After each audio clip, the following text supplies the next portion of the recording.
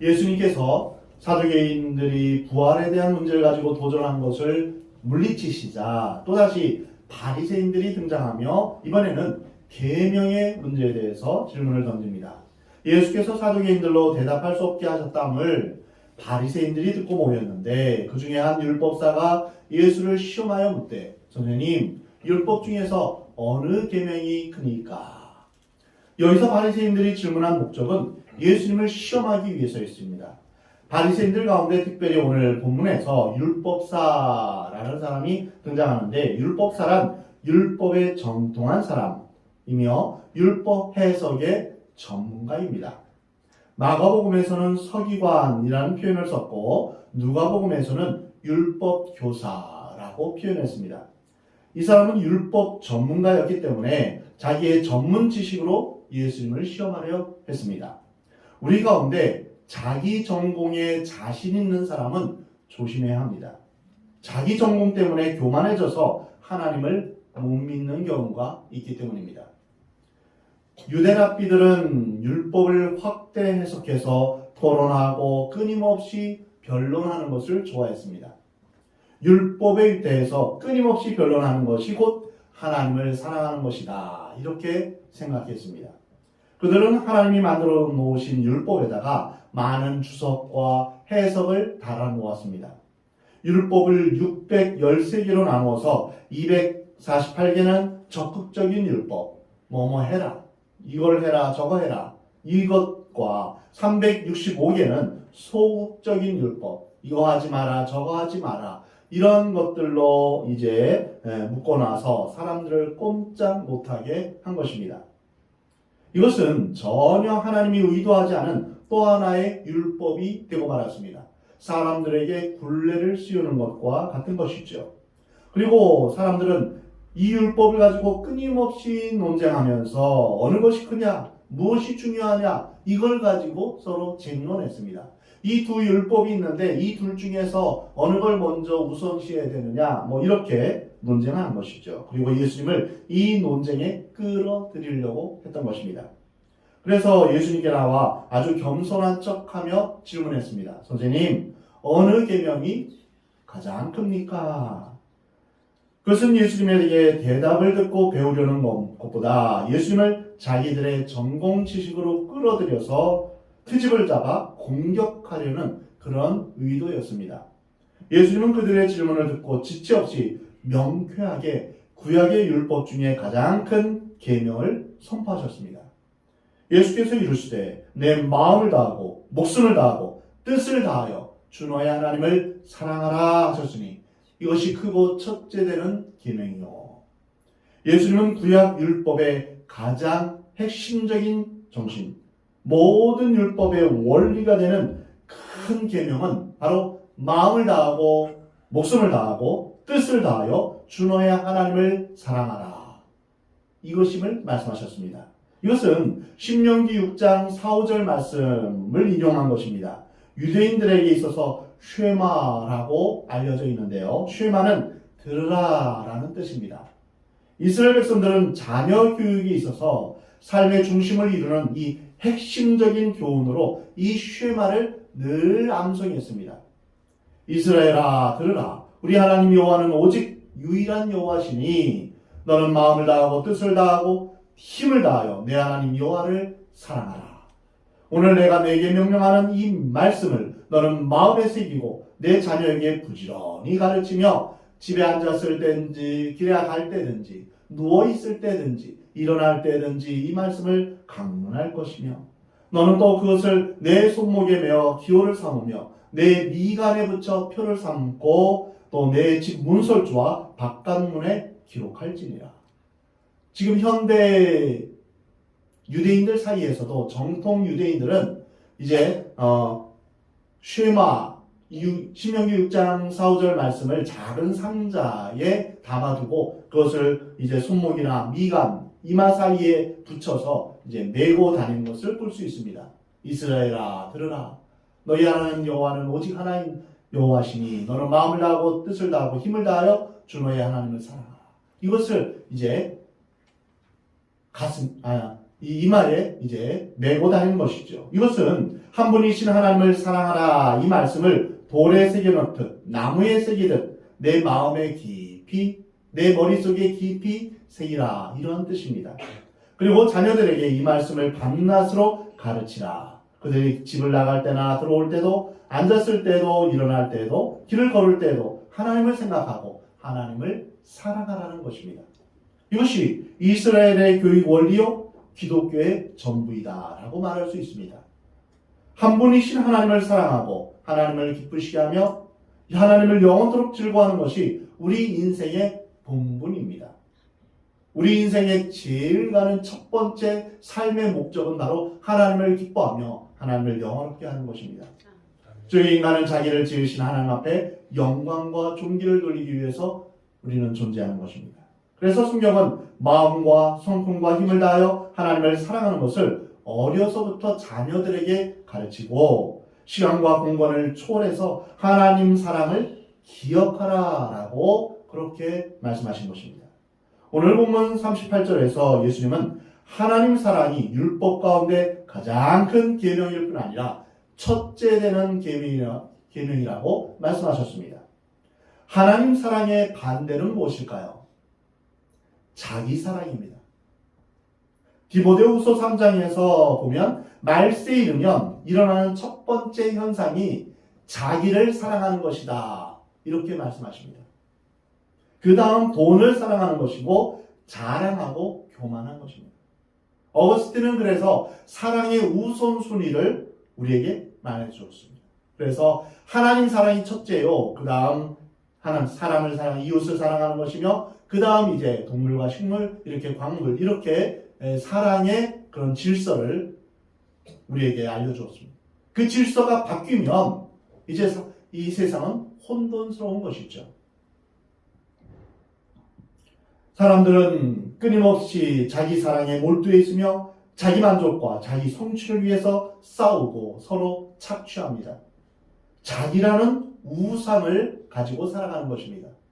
신앙생활하는 것도 자기 자신을 위해서 신앙생활을 할 수도 있습니다. 자신의 성공을 위해서, 자기의 건강을 위해서 하나님이 필요한 것입니다. 교통사고 안 나도록 도와주세요. 사업이 잘 되도록 기도하는 것. 이 모든 것이 자기중심적입니다. 자신의 소원을 성취하기 위해서 교회에 나오는 사람은 교회를 떠나기가 쉽습니다. 왜냐하면 소원을 성취하면 이제 목적을 이루었으니 하나님이 더 이상 필요 없습니다. 내 목적을 다 이루었으니 하나님 앞에 더 강구할 것도 없습니다. 그러니 떠나게 되는 거죠. 그리고 소원을 성취하지 못하면 하나님 무능력하다고 생각해서 하나님 믿어봤자 별 수 없네. 교회 다녀봤자 별 수 없어. 라고 하며 하나님이 필요 없다고 생각해서 떠나는 것입니다. 자기의 소원을 성취하기 위해서 교회 다니는 것은 이처럼 하나님과의 친밀한 관계를 우선으로 생각하지 않습니다. 이기적이고 물질적이고 투쟁적인 것이 우리가 사는 세상의 원리입니다. 반대로 하나님 나라의 원리는 하나님 사랑의 기초에 있습니다. 하나님 나라에 속한 사람들은 하나님을 사랑하는 것에 자기 존재의 의미를 두고 있는 것입니다. 내가 어떻게 하면 하나님을 더 사랑할 수 있을까?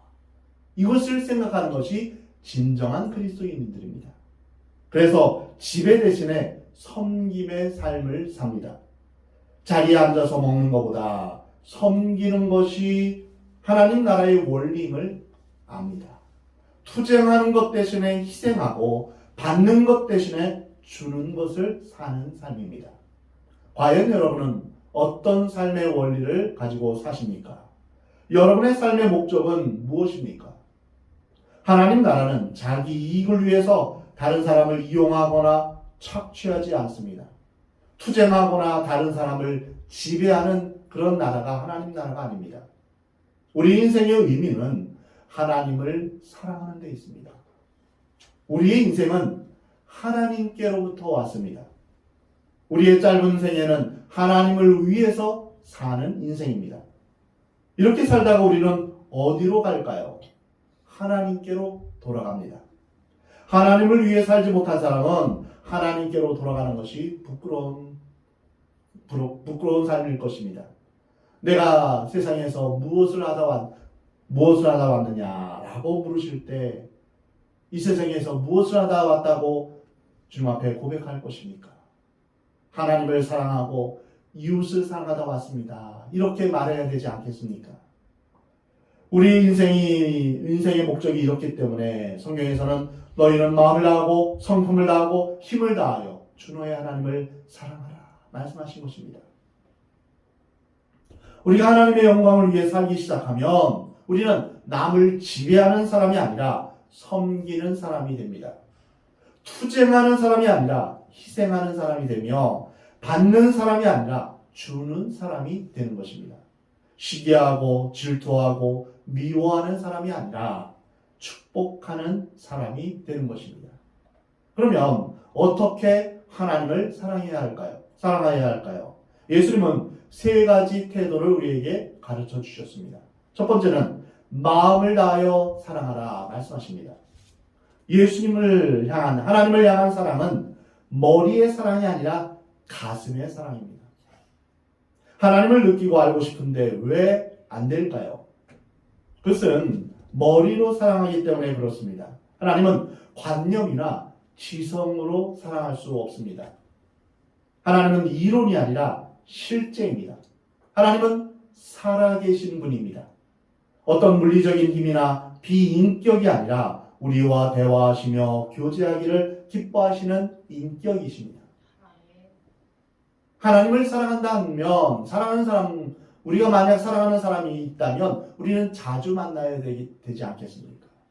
일주일에 한 번 만나면은 좀 대면하고 좀 서먹서먹하지 않을까요? 매일 만나고 매일 교제하는 그것이 정상 아닙니까?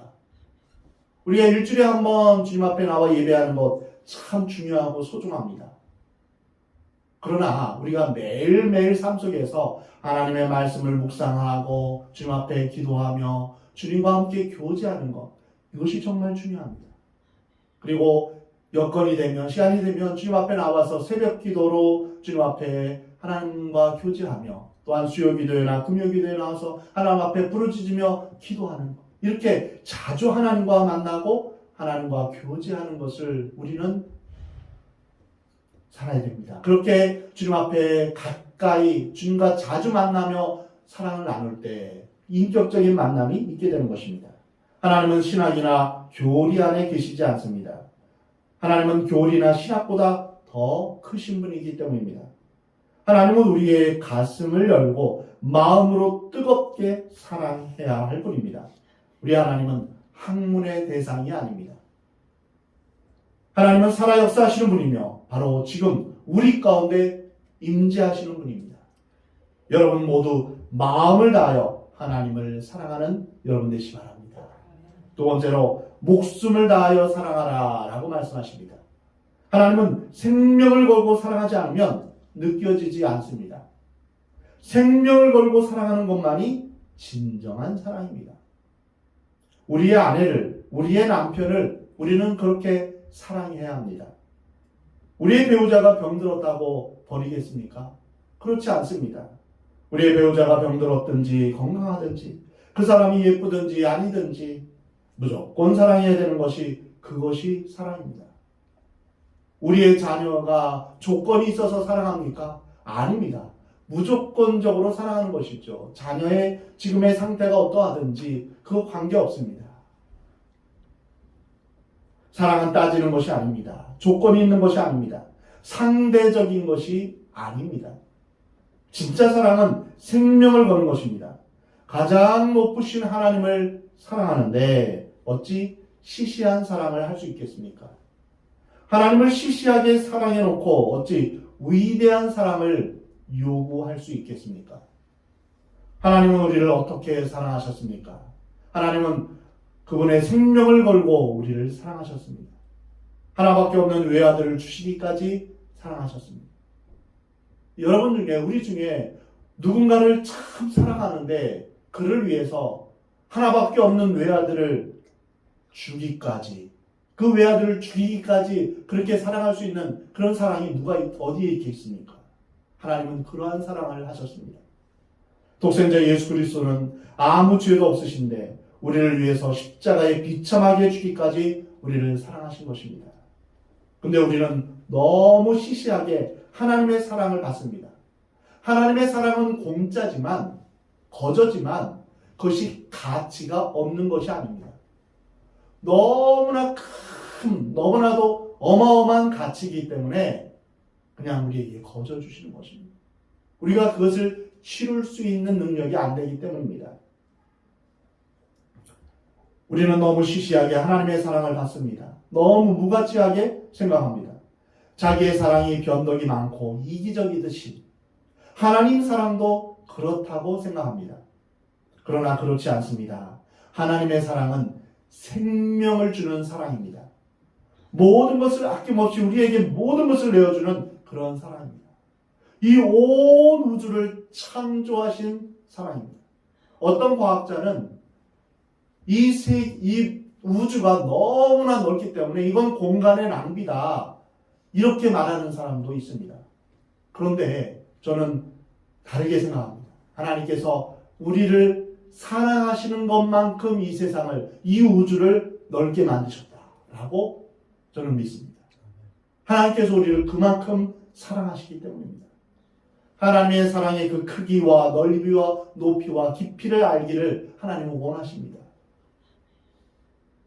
그리고 아낌없이 우리를 위해 모든 것을 다 내어주십니다.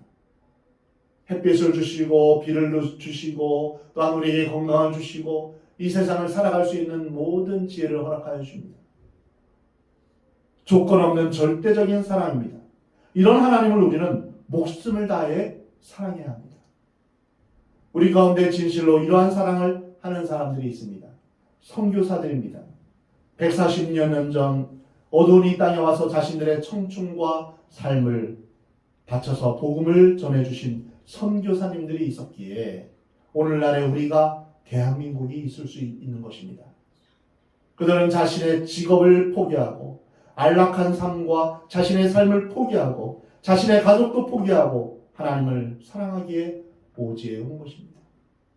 그들은 자기의 생명을 버리고 자기의 청춘을 버리고 자기의 인생을 버리고 뛰어들었습니다.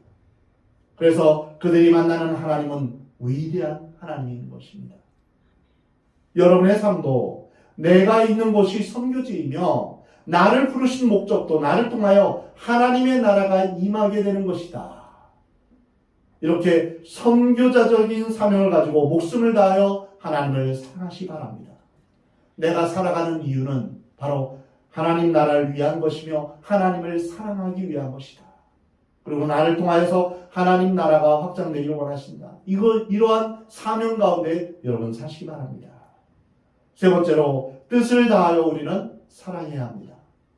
이것은 온 정성을 다하여 모든 생각과 의지를 동원하여 사랑하라는 뜻입니다.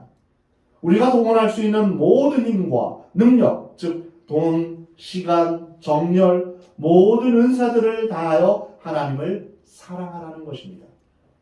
내게 주신 것은 많은데 하나님 앞에는 아주 조그만 걸 드리면서 하나님을 사랑합니다 이렇게 말할 수 있겠습니까?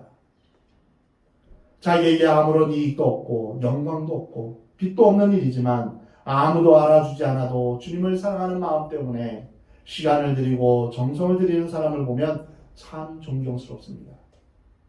하나님에 대한 사랑은 상대적이거나 부분적이거나 일시적일 수 없습니다. 하나님은 최상의 존재요 또한 최고의 존재입니다. 이 세상 누구하고도 비교할 수 없는 높고 위대하신 분입니다. 최상의 존재, 최고의 존재에게 드릴 수 있는 나의 최선의 것, 나의 최상의 것을 드릴 수 있는 것, 이것이 바로 사랑입니다. 최상의 존재, 최고의 존재에게 드리는 사랑은 우리의 모든 것을 다 드려서 최고의 것으로 하나님 앞에 드려야 됩니다. 이것이 바로 참된 예배요 참된 사랑입니다. 예배란 가장 가치 있는 것을 드리는 것입니다. 예배는 영어로 서비스입니다. 서비스는 섬기는 것이고 드리는 것입니다. 우리가 예배 시간에 와서 은혜 많이 받았습니다 라고 하지만 사실은 은혜 받으려고 하는 것이 첫 번째 목적이 아닙니다. 주님 앞에 드리는 것입니다. 우리의 마음을 드리고 정성을 드리고 우리의 모든 것을 다 주님 앞에 드리는 것. 이것이 예배의 목적입니다. 내가 가지고 있는 최선의 것, 최상의 것을 드리지 않는 것은 예배가 아닙니다. 시간이 있으니까 다른 사람 나오라고 하니까 그냥 가족의 화평을 위해서 나와주는 그것이 예배가 아닙니다. 돈이 있으니까 헌금을 드린다. 이것이 예배가 아닙니다. 하나님은 동정받으실 만큼 그렇게 낮은 분이 아닙니다. 우리를 만드신 분이요 온 우주를 만드신 분입니다. 영광과 권세와 존귀를 받으실 만한 최선, 최상, 최후의 존재입니다. 그런 분께 어찌 내가 쓰다 남은 시간, 쓰다 남은 돈을 드릴 수 있겠습니까? 그리고 우리가 주님 앞에 예배드리러 나올 때 어찌 그 시간을 늦으며 나오겠습니까? 우리 예배 시간은 10시 50분입니다. 그때 이제 예배의 부름과 이제 기도를 하면서 시작합니다. 그리고 찬양이 시작되죠. 그 찬양이 바로 예배입니다. 우리가 주님을 사랑하는 마음이 있다면 적어도 5분 전, 10분 전에는 미리 나와 있어야 되지 않겠습니까? 10시 40분, 45분에는 자리에 앉아서 주님이 이곳에 임재하기를 소망하며 우리가 간절한 마음으로 주님 앞에 사모하는 마음으로 나와야 되지 않겠습니까? 이것이 주님 앞에 최상의 예배를 드리는 자세입니다.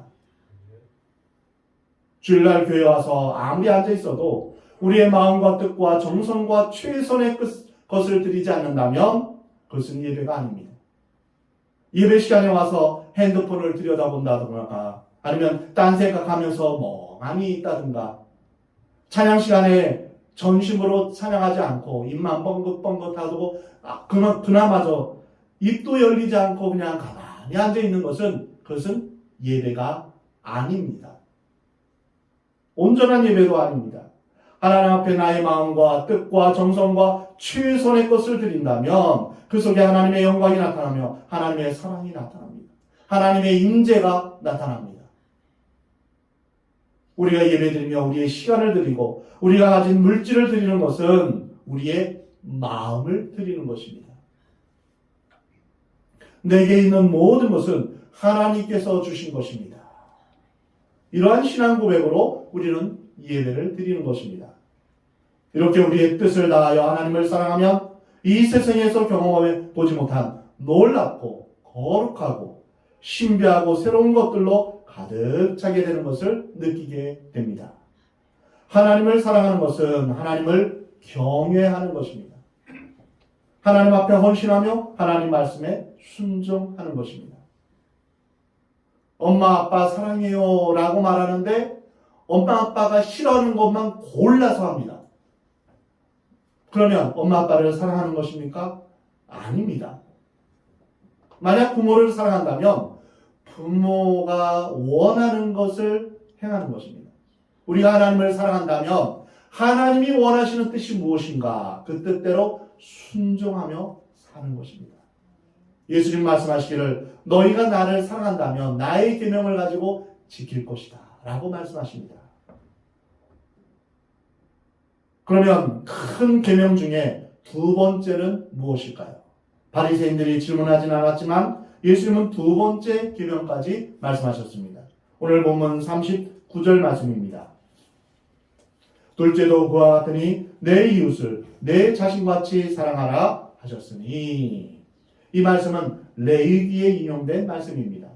너는 내 형제를 마음으로 미워하지 말며 내 이웃을 반드시 견책하라. 그리하면 내가 그에 대하여 죄를 담당하지 아니하리라. 원수를 갚지 말며 동포를 원망하지 말며 내 이웃 사랑하기를 내 자신과 같이 사랑하라. 나는 여호와니라. 예수님은 하나님에 대한 사랑의 구체적인 방법은 곧 이웃을 사랑하는 것으로 나타난다고 말씀하셨습니다. 이것이 바로 율법의 핵심입니다. 우리가 어떻게 눈에 보이지 않는 하나님을 구체적으로 사랑할 수 있겠습니까? 눈에 보이지 않는 하나님을 사랑하는 방법은 눈에 보이는 우리의 이웃을 사랑하는 것입니다. 하나님 사랑과 이웃 사랑은 뗄래야 뗄 수 없는 관계입니다. 하나님 사랑한다 하면서 이웃을 멸시하거나 이웃을 돌보지 않는 것은 하나님 사랑하는 것이 아닙니다. 요한일서에 이렇게 말씀하십니다. 누구든지 하나님을 사랑하노라 하고 그 형제를 미워하면 이는 거짓말하는 자리, 보는 바 그 형제를 사랑하지 아니하는 자는 보지 못하는 바 하나님을 사랑할 수 없느니라. 우리가 이 계명을 주께 받았으니 하나님을 사랑하는 자는 또한 그 형제를 사랑할지니라. 눈에 보이는 형제를 사랑할 수 없는 사람은 눈에 보이지 않는 하나님을 사랑할 수 없습니다. 하나님을 사랑하는 것처럼 착각하는 것뿐입니다. 마음을 다하고 목숨을 다하고 뜻을 다하여 하나님을 사랑한다고 고백한다면 반드시 눈에 보이는 이웃을 사랑할 수 있어야 합니다. 레위기에서 말씀하신 나의 이웃은 누구입니까? 이웃을 복잡하게 관념적으로 철학적으로 생각하지 말고 실제적으로 생각해야 됩니다. 나의 남편, 나의 아내가 내 이웃이 되고 나의 자녀가 내 이웃입니다. 우리 주위에 가까이 있는 사람이 내 이웃입니다. 근데 어떤 사람은 이웃은 사랑하는데 이 세상은 사랑하는데 자신의 배우자는 사랑하지 못합니다. 인류를 사랑한다는 한 고상한 휴머니스트가 냄새나는 거지를 보면서 너는 인류를 모독하고 있어 라면서 손가락질한다면 그의 인류는 허상입니다. 우리의 이웃은 선한 사마리아인의 비유에서처럼 나의 도움을 필요로 하는 사람입니다. 어디 멀리 가서 위대한 행동을 하려는 것이 아니라 가까이 있는 이웃에게 사랑을 베푸시기 바랍니다. 이웃을 사랑하는 것은 이웃의 필요를 채워줌으로 실천할 수 있습니다. 이것이 하나님의 명령입니다. 그런데 인간의 사랑에는 편견과 편애가 있습니다. 아무리 편견을 갖지 않으려고 해도 편견을 갖게 되고 아무리 편애를 하지 않으려고 해도 편애를 하게 됩니다. 또한 인간의 사랑은 조건적이고 또한 상대적이며 감정적이고 변하기 쉽고 본능적입니다.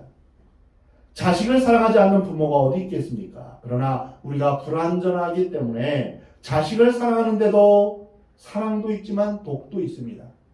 그래서 부모가 자식을 그토록 사랑해도 자식이 타락하는 것입니다. 그러면 우리가 어떻게 이웃을 내 몸처럼 사랑할까요? 두 개의 성경 말씀을 나누고자 합니다. 첫 번째는 요한복음 13장 말씀입니다.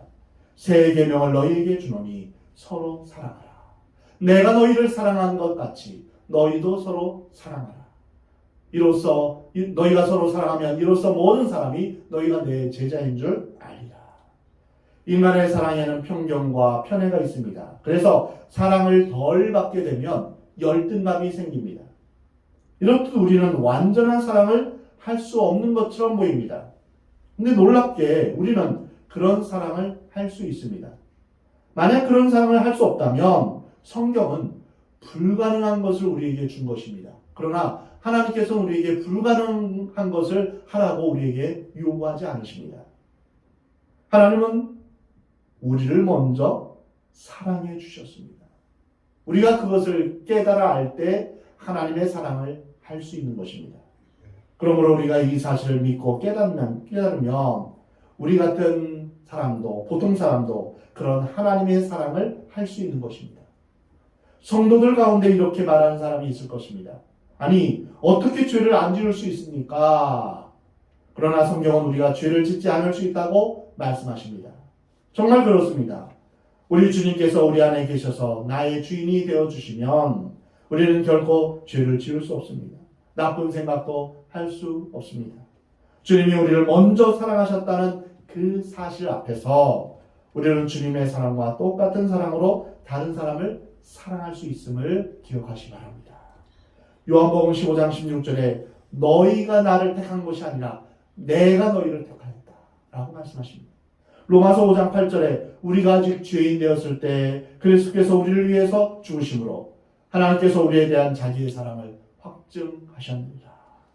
그러므로 우리를 그렇게 사랑하신 분이 우리 안에 계시기만 한다면 우리는 놀라운 삶을 살 수 있습니다. 하나님의 사랑이 먼저 우리에게 왔다는 그 사실을 믿으면 우리도 그런 사랑을 할 수 있는 것입니다. 내가 1만 달란트 빚진 자였는데 그 어마어마한 빚을 다 탕감해 주셨다는 것을 안다면, 그것을 깨닫는다면 다른 사람의 죄를 용서해 줄 수 있는 것입니다. 만약 우리가 그런 사랑을 하게 되면 우리의 냉랭한 마음이 녹고 사랑의 눈이 띄어져서 미워하던 사람도 사랑하게 될 것입니다. 우리는 주위에서 그러한 사람을 볼 수 있습니다. 사랑의 원자탄이라 불리는 손양원 목사님은 여수 순천 반란 사건 때 자신의 두 아들을 죽였던 공산당원 청년을 용서했습니다. 뿐만 아니라 더 나아가서 자신의 양아들로 삼았습니다. 인간의 상상을 초월한 사랑이 아닙니까? 성령이 부어지기만 하면, 하나님의 사랑이 내 속에 부어지기만 하면 우리 같은 죄인에게도 이러한 사랑이 가능한 것입니다. 첫 번째, 우리가 하나님의 말씀대로 사랑할 수 있는 것은 바로 하나님께서 먼저 우리를 사랑하셨다, 이것을 기억하는 것입니다. 두 번째 약속의 말씀은 로마서 5장 5절 말씀입니다. 소망이 우리를 부끄럽게 하지 아니함은, 우리 함께 다 같이 읽겠습니다. 소망이 시작. 소망이 우리를 부끄럽게 하지 아니함은 우리에게 주신 성령으로 말미암아 하나님의 사랑이 임하는 마음으로 아멘. 우리에게 주신 성령으로 말미암아 무엇이 부어집니까? 하나님의 사랑이 우리 마음에 부어진다 라는 것입니다. 이 말씀이 얼마나 위로가 되는지 모릅니다. 성령께서 우리 안에 거하시면 하나님의 사랑이 우리 마음에 부어진다는 것입니다. 우리 인간의 사랑은 쉽게 고갈됩니다. 그리고 좁고 옹졸한 사랑입니다. 간장종지와 같이 우리가 찔끔찔끔 사람들에게 사랑을 나눠주다 보면 쉽게 지칩니다. 그러면서 한탄합니다. 아유, 내가 지금 뭐 하는 건지. 쉽게 지치니까요. 내 사랑은 얼마 되지 않습니다. 인간의 마음은 교활하고 간사하고 변덕스럽고 이기적이고 편견과 오해가 많습니다. 그럼에도 불구하고 하나님의 사랑이 우리 마음 가운데 부어진다라고 말씀하십니다. 이것이 얼마나 놀랍습니까? 갈라디아서 5장에 보면 성령의 9가지 열매, 사랑, 희락, 화평, 오래 참음, 자비, 양성, 충성, 온유, 절제가 나오는데요. 그 다음에 무슨 말이 나옵니까? 이 같은 것을 금지할 법이 없느니라. 성령이 부어지기만 하면 이러한 사랑을 하면서 나 자신도 놀라게 됩니다. 내가 이런 사랑을 할 수 있다니. 이기적이고 본능적인 것을 뛰어넘는 사랑입니다. 초자연적인 삶이며 우리의 한계를 넘어서는 용서를 하게 됩니다. 환경을 뛰어넘는 것이 우리 안에 일어나는 것을 느끼게 됩니다. 언제요? 하나님의 성령이 임하면, 하나님의 사랑이 부어지면 그렇게 된다는 것입니다. 사랑하는 성도 여러분, 이런 하나님의 말씀이 여러분의 삶에도 적용되길 원합니다. 처음부터 완전하지 않을 것입니다. 그러나 하나님은 이런 사랑을 우리에게 부어주시기를 원하십니다. 그러면 모든 불가능이 우리 앞에서 사라지게 됩니다. 마음의 무거운 짐들이 다 녹아지며 주님 안에서 엄청난 믿음의 세계가 펼쳐질 것입니다. 두려움이 사라지고 감사와 찬송과 영광이 나타나게 될 것입니다. 성령이 임하기만 하면, 예수 그리스도의 사랑이 임하기만 하면, 들어오기만 하면 우리도 예수님 같은 사랑을 할 수 있다는 것입니다. 내 힘과 내 노력으로 하는 것이 아닙니다. 하나님의 사랑이 내 안에 부어져야 합니다. 사랑하는 성도 여러분, 모두 하나님을 사랑하고 이웃을 사랑하며 살기를 우리 하나님은 원하십니다. 이것을 십자가로 표현할 수 있습니다. 수직적인 하나님 사랑과 수평적인 이웃 사랑입니다. 이 둘은 서로 뗄 수 없는 관계입니다. 그래서 우리는 십자가를 생각할 때마다 하나님 사랑과 이웃 사랑을 우리는 떠올리게 되는 것입니다.